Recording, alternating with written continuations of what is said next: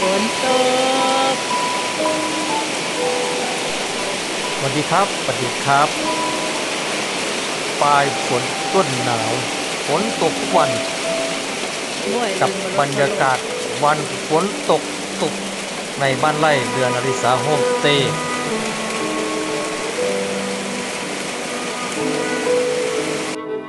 พบกับบรรยากาศแบบฝนรอบๆบ้านไร่เรือนอริสา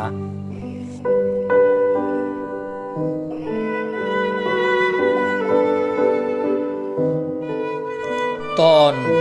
พายุโนรูถล่มอีสานใต้ตามมาครับตามมาครับ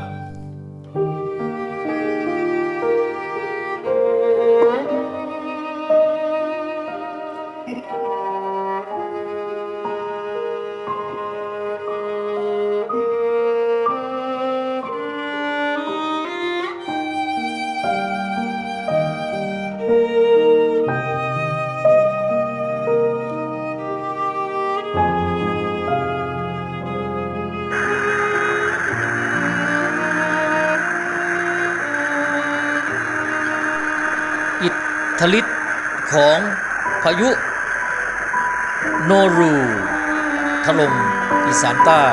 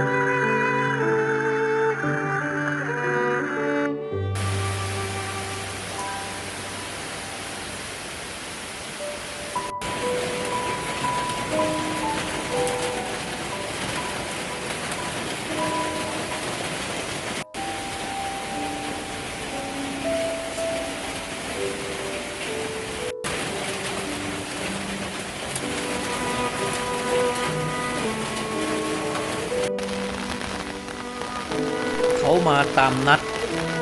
พายุโนรู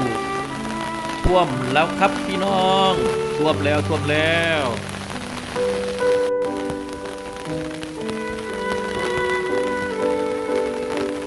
ได้แต่มองตาผิบปลาที่เลี้ยงไว้